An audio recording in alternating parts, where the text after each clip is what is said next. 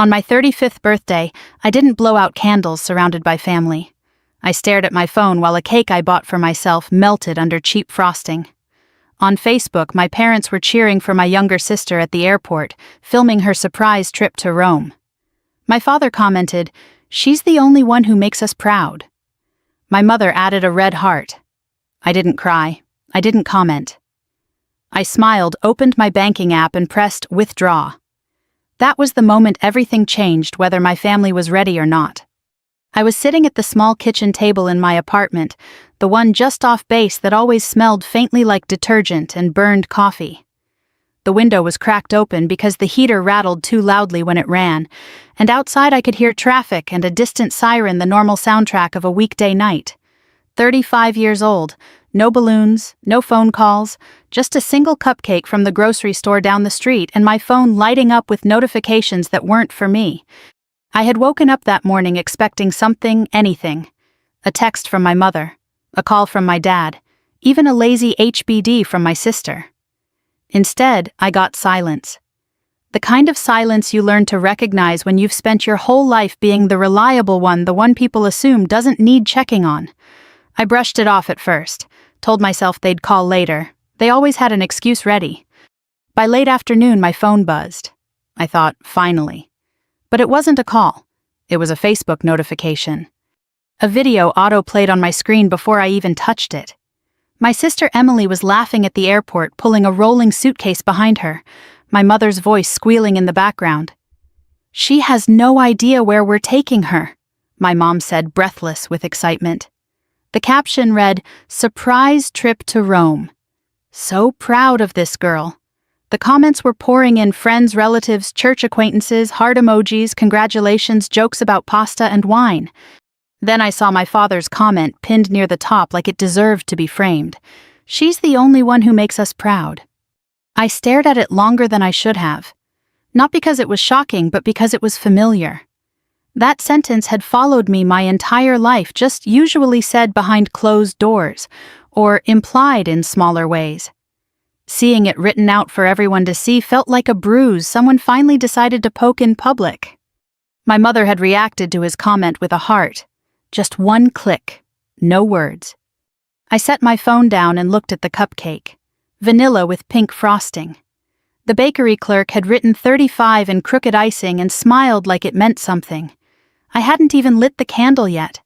I didn't feel angry at first. I felt tired. Bone-deep tired. The kind that settles in when you realize you've been carrying something heavy for so long that you forgot what it felt like to put it down.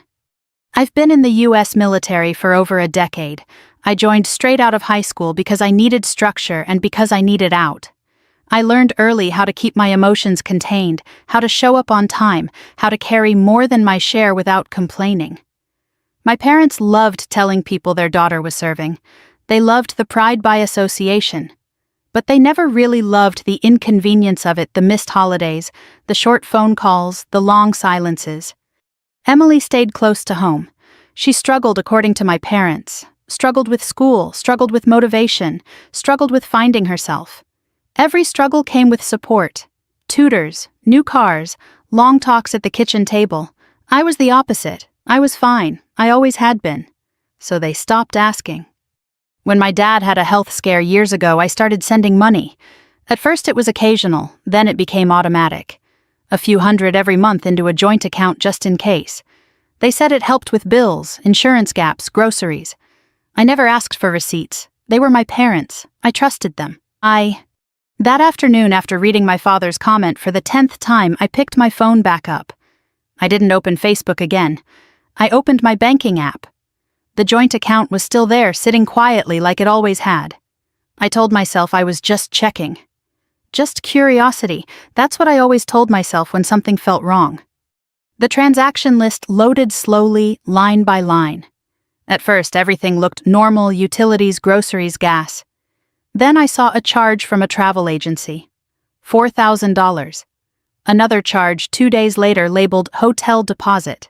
Then a boutique I recognized from my sister's Instagram posts. And finally a transfer with Emily's name on it. The memo read, gift. My chest tightened. I did the math in my head without meaning to. Years of transfers. sacrifices I never talked about, vacations I skipped, repairs I delayed. I scrolled back further. The pattern repeated itself over and over. My money wasn't keeping the lights on, it was funding a lifestyle I was never invited to enjoy. I leaned back in my chair and laughed once softly. Not because it was funny, but because it finally made sense. Rome wasn't a surprise. I was. I hovered over the transfer option. My reflection stared back at me from the dark screen, tired eyes, hair pulled back tight, the same face that had learned how to keep it together no matter what. I thought about calling my parents. I thought about explaining. I thought about my father's comment glowing proudly under a video that didn't include me. I didn't call. I didn't explain. I pressed withdraw. The confirmation screen popped up. I entered the amount careful and deliberate. My hands were steady. When the final confirmation appeared, I hesitated for half a second. Then I tapped confirm. The money didn't disappear all at once. It would take days to move it back in pieces. But the decision was instant, irreversible. As the screen refreshed, I felt something unexpected settle over me. Not guilt, not fear, relief. My phone buzzed again. Another notification. I ignored it. I lit the candle on my cupcake, watched the flame flicker, and made a wish I'd never made before. I wished to stop being invisible. I didn't tell anyone what I'd done. Not my friends, not my coworkers, not the one person in my unit who knew more about my family than anyone else. I went to work the next morning like nothing had changed, pulled my hair back into a regulation bun, put on my uniform, and moved through the day on autopilot. That's one thing the military teaches you well: how to function, even when your insides feel like they're coming apart at the seams. As I went through my tasks, my mind kept drifting backward, replaying moments I'd brushed off for years. Not dramatic scenes, just small, quiet memories that added up to something ugly when you finally lined them up side by side. When we were kids, Emily always got the bigger room. It had better light, a door that didn't stick, and a closet twice the size of mine. My parents said it was because she needed the space. When she wanted piano lessons, they found the money. When she quit piano 2 months later, they told her it was okay to explore her passions. When I asked for help paying for a photography class in high school, my dad told me I should focus on practical goals. I got a job instead. I learned early how to be low maintenance, how to accept praise quietly and disappointment without protest. When I brought home good grades, my parents nodded and said, "We knew you would." When Emily failed a class, they sat her down, talked it through, promised to help her do better next time. I told myself that was just how families worked. Someone had to be the strong one. Joining the military felt like an escape at first. I told myself it was about service, about structure, about doing something meaningful. And it was. But it was also about finally choosing a path that didn't revolve around my family's expectations. My parents were proud, at least in public. They posted photos of me in uniform, bragged to neighbors, collected compliments like souvenirs. In private, it was different. Calls were short. Questions were surface level. They never asked how I was really doing. Emily stayed close. She went to community college on and off, moved back home more than once. She's still figuring things out, my mom would say, like it was a medical condition. Every setback came with a cushion. Every mistake came with an excuse. When my dad got sick, everything shifted. I remember the call clearly. I was in my car parked outside the commissary, still in uniform. My mom's voice sounded small, scared. She told me about the diagnosis, the surgery, the bills insurance wouldn't cover. I didn't hesitate. I told her I'd help. It felt natural, necessary. That's what the dependable one does. We set up the joint account together, just in case, my dad said, for emergencies. I started with a few hundred here and there, then it became monthly, automatic. I adjusted my budget without thinking too hard about it. Cut back where I could. I figured it was temporary. Years passed. The transfers continued. No one ever thanked me, not directly. When I brought it up once casually, my mom waved it off. "Oh, honey, you know we appreciate you." And that was it. Appreciation without acknowledgement. Gratitude without accountability. I didn't realize how much resentment I'd buried until I saw that comment on Facebook. It wasn't just about Rome. It was about 35 years of being quietly erased. By the time the money finished transferring back into my personal account, 3 days had passed. I checked my balance twice, half expecting something to reverse itself. It didn't. The number just sat there solid and real. Mine. That was when the phone calls started. The first one came from my dad. I let it go to voicemail, then another. Then a text. "Call me when you get a chance. There's an issue with the account." An issue. I stared at the message and felt a familiar pull in my chest, the urge to fix things, to smooth it over, to make everyone comfortable again. I ignored it. The next day my mom called. I answered out of habit. "Hi," she said, her tone tight. "We noticed a large amount of money is missing." I withdrew it, I said calmly. There was a pause on the line. "You what?" "I took my money back." "That money was for emergencies," she snapped. I almost laughed, like Rome. Another pause, longer this time. My dad's voice came on the line. "That's different." "How?" I asked. "Emily needed a break," he said. "She's been under a lot of stress." I felt something harden in my chest. "I've been sending money for years. You never once asked if I needed a break." "That's not fair," my mom said. "You're stronger, you always have been." There it was, the sentence that explained everything. I hung up without another word. Within hours, the guilt messages started rolling in. Emails, texts from numbers I hadn't saved. Family group chats that suddenly remembered I existed. Everyone had an opinion. Everyone thought they understood. No one asked why I'd done it. They just wanted it undone. That night, I sat on my couch and stared at the ceiling, listening to the hum of the refrigerator. I expected to feel sick with regret. Instead, I felt something close to calm. Like I'd finally stopped holding my breath. I didn't know what would happen next. I just knew I wasn't going back. By the 4th day, I stopped checking my phone every 5 minutes. Not because the messages had stopped, but because I finally understood what they were really saying. None of them were asking if I was okay. None of them were asking why I felt hurt. Every message, every missed call, every carefully worded email circled back to the same thing: the money. It was almost impressive how quickly the concern shifted once they realized the transfers weren't a bank error.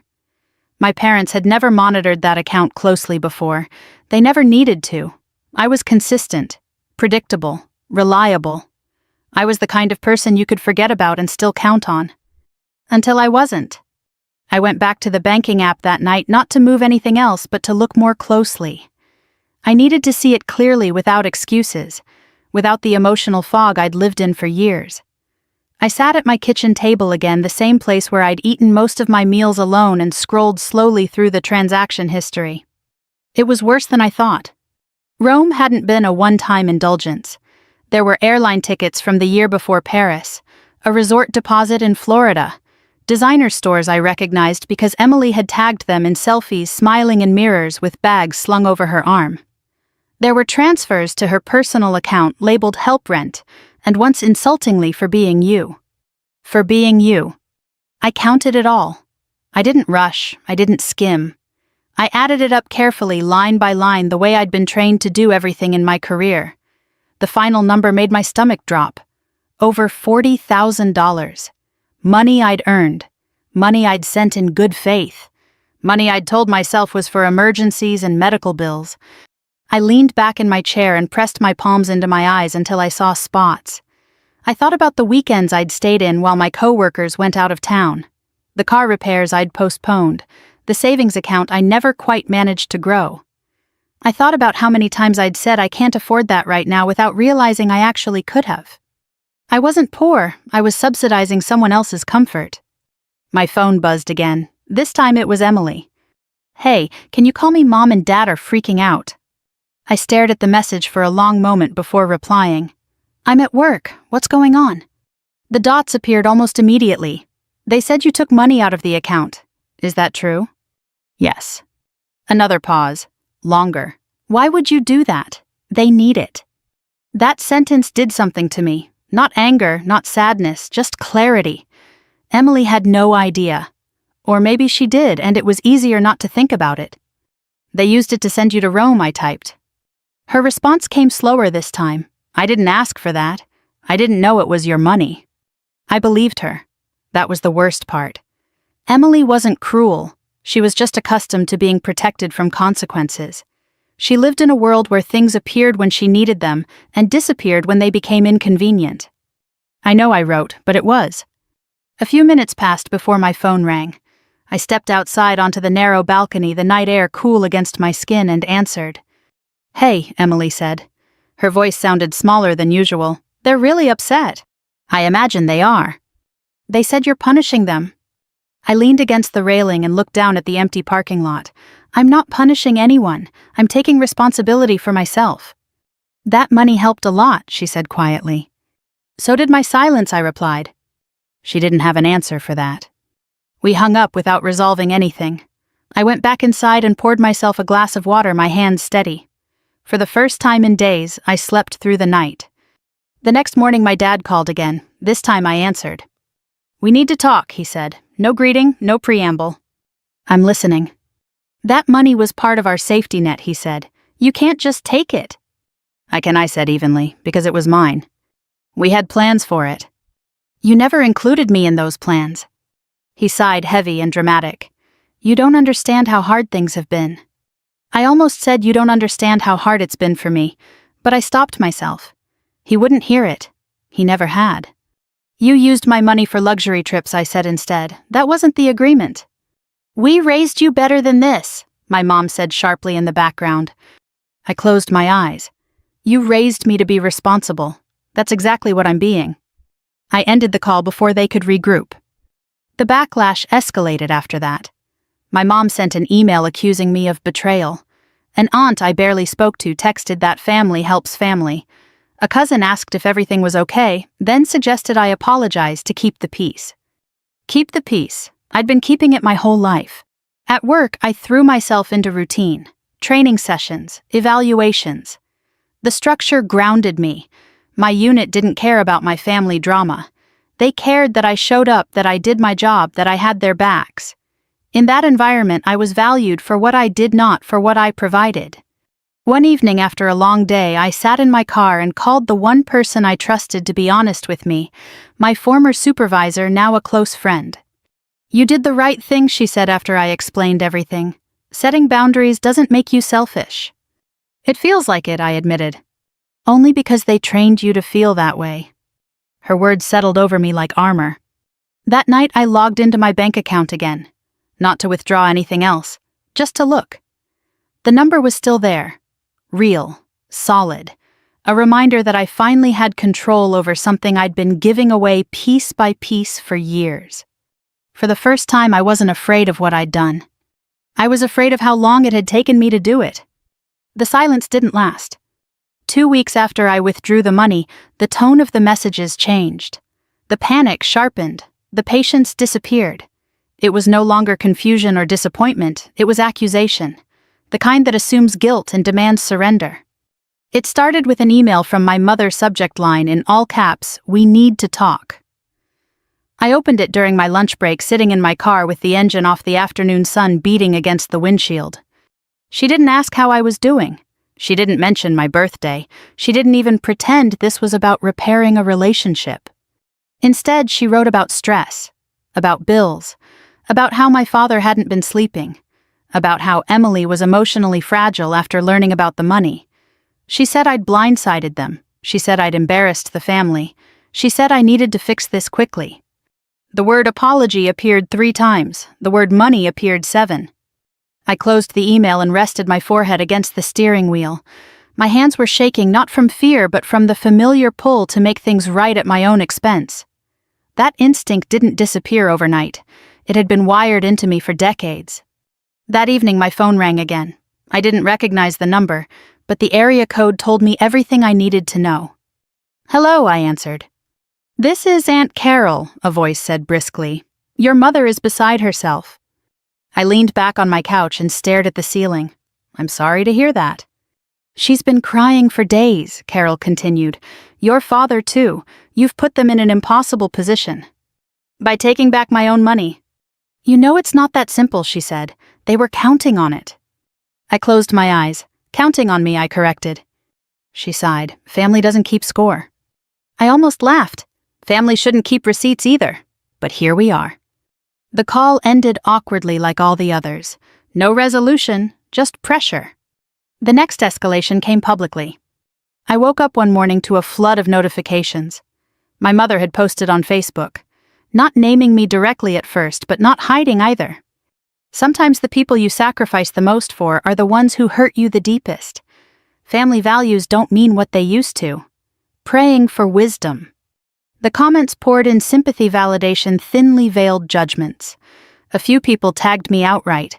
Others messaged privately asking what happened, urging me to be the bigger person.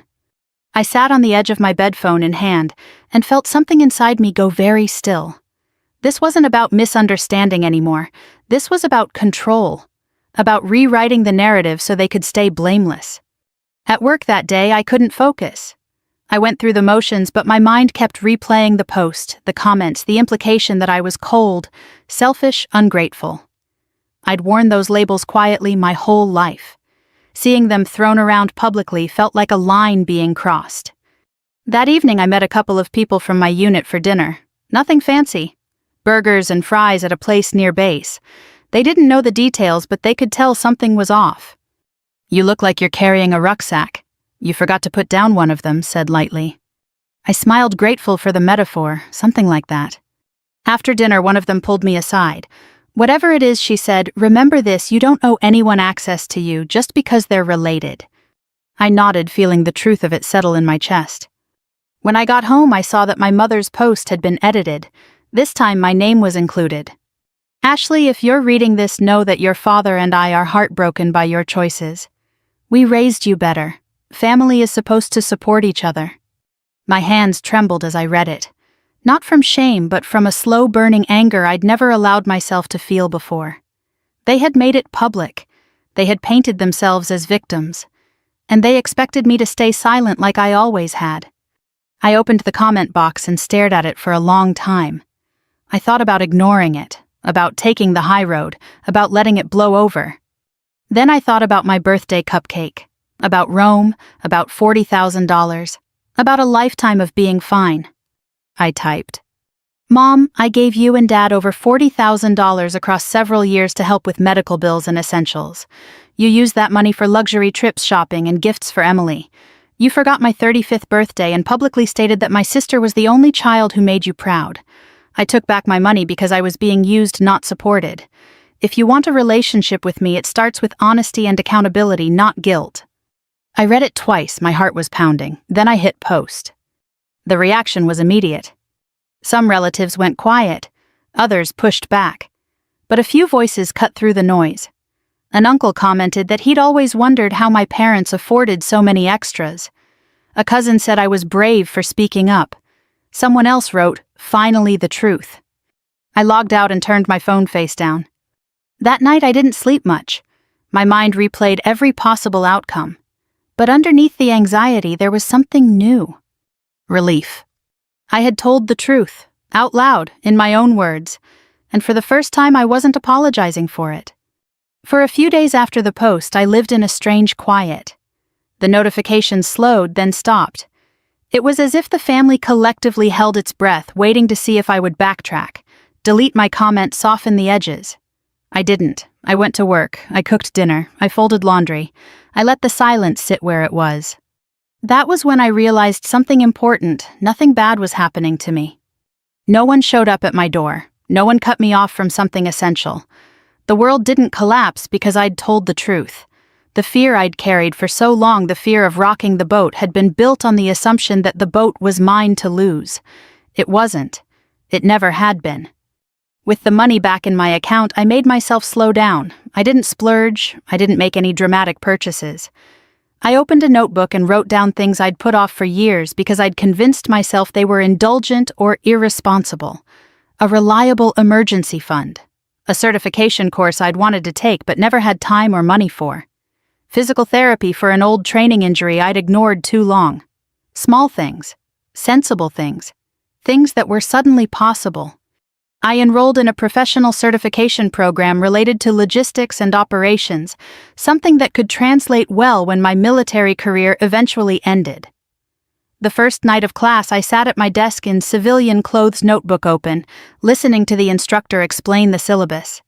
I felt nervous in a way I hadn't felt in years, not scared, hopeful. At work, something shifted too. I didn't realize how much emotional weight I'd been carrying until it was gone. I spoke up more in meetings. I volunteered for a leadership role I would have quietly avoided before.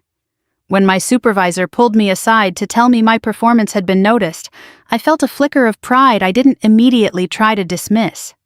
"Whatever you're doing," he said, "keep doing it." I smiled and thanked him, resisting the urge to deflect. My chosen family friends I'd built over years of moves and deployments noticed the change too. One evening, a few of us gathered at a friend's apartment. Nothing formal. Takeout containers spread across the counter, music low in the background. "You seem lighter," someone said, handing me a drink. "I feel lighter," I admitted. They didn't press. They didn't need details. They just clinked their cups against mine and smiled. That simple, wordless support meant more than any forced apology ever had. Emily texted me a few times during that stretch. Her messages were cautious, uncertain. "I didn't know things were that bad. I'm sorry. Can we talk sometime?" I didn't respond right away, not because I was punishing her, but because I needed space to figure out what I actually felt. I knew she hadn't orchestrated everything. I also knew she'd benefited from it without question. Both things could be true. Meanwhile, my parents stayed quiet. No calls, no emails, no new posts. I suspected they were regrouping, deciding on their next move. It came a week later in the form of a voicemail from my father. "Your mother and I would like to talk in person," he said. His voice was measured, controlled. "This can't be resolved over social media. We're family. We should handle this like adults." I listened to it twice before deleting it. Later that night, I replayed it in my head. Handle this like adults. The phrase landed differently than it once would have. Adults didn't forget birthdays. Adults didn't take money under false pretenses. Adults didn't manipulate public opinion to avoid accountability. I texted Emily back that night, "If we talk, it has to be honest. And it has to be separate from Mom and Dad." She responded almost immediately, "I understand." We met for coffee a few days later. She looked different, quieter, less polished. She fiddled with her cup while she talked, eyes downcast. "I didn't know they were using your money like that," she said. "I should have asked." "Yes," I said gently, "you should have." She nodded, tears gathering but not falling. "I'm trying to figure out who I am without them fixing everything." I believed her, or maybe I believed she wanted to try. That was enough for now. As for my parents, I didn't rush to meet them. I wasn't avoiding the conversation, I was preparing for it. I wrote down what I wanted to say, not accusations, boundaries, clear lines that didn't waver depending on guilt or pressure. I didn't know how it would end, I just knew one thing for certain. This time I wasn't going to disappear to make them comfortable. The restaurant was quiet in the way upscale places always are on a weeknight, low lighting, soft music, the clink of glasses instead of conversation.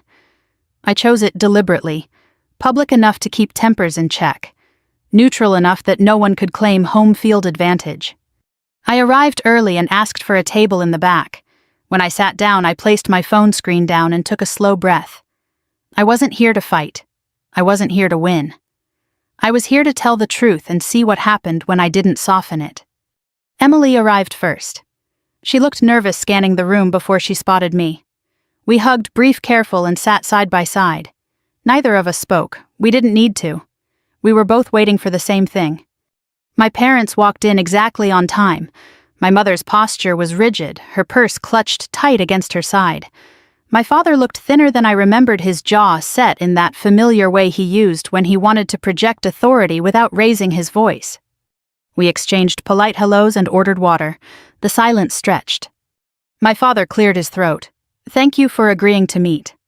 "I didn't agree to be lectured," I said calmly. "I agreed to talk." My mother's lips pressed together.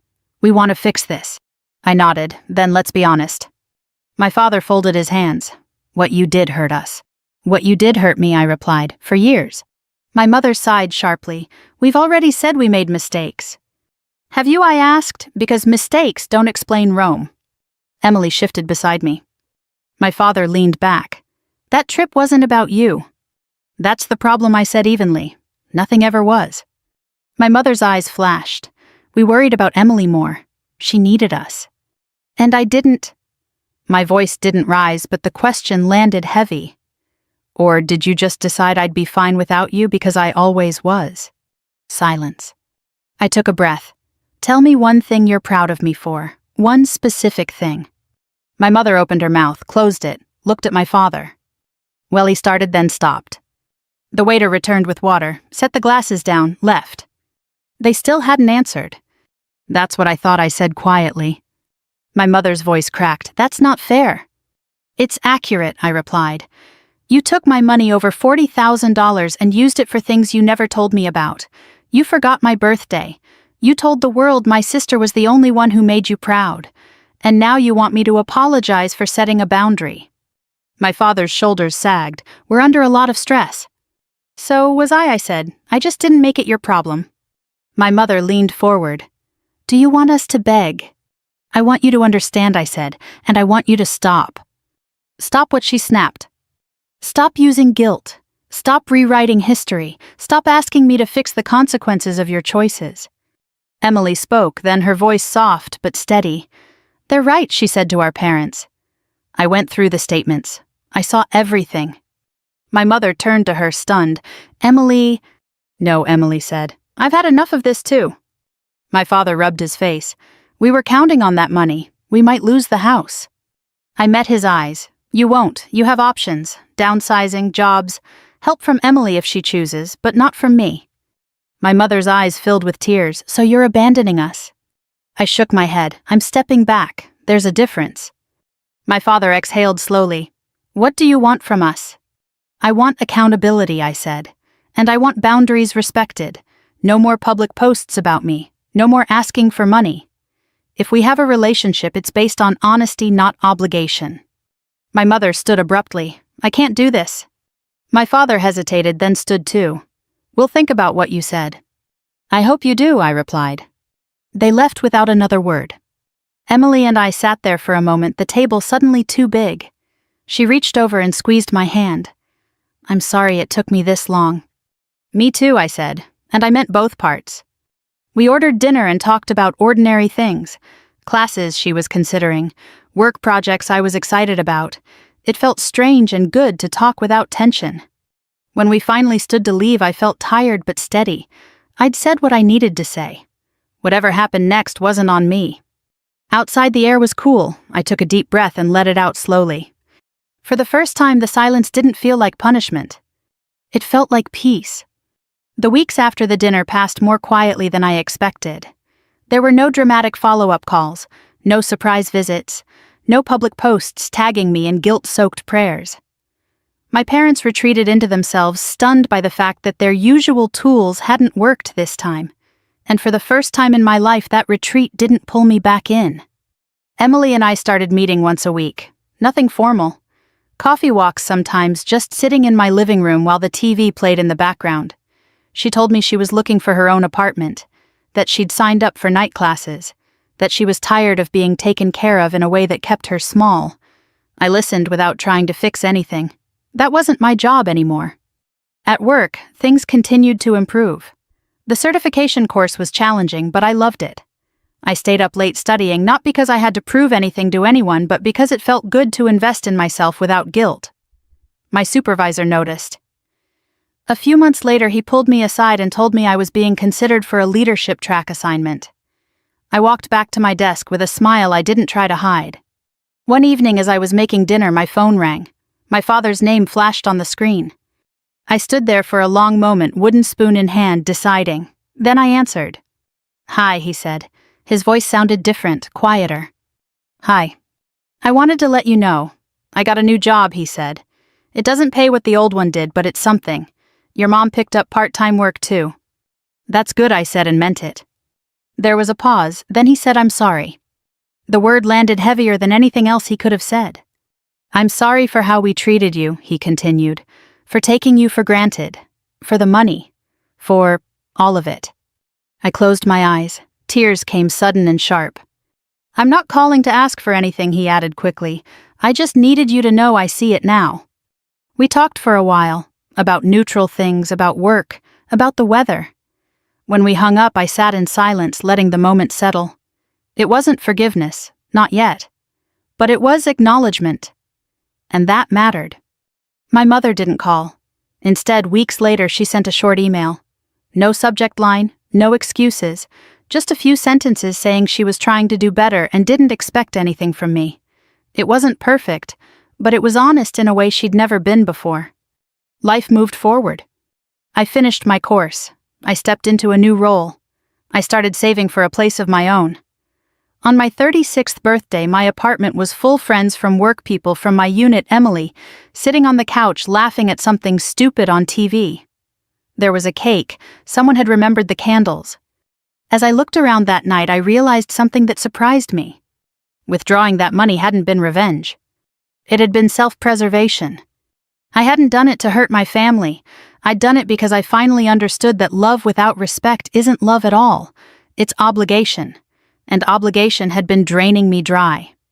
If you're listening to this story and something inside you feels uncomfortably familiar, if you've been the reliable one, the strong one, the invisible one, I want you to know this.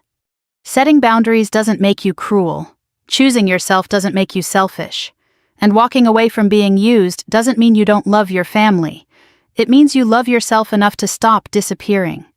If this story resonated with you, I'd really love to hear your thoughts. Leave a comment below and tell me where you're listening from.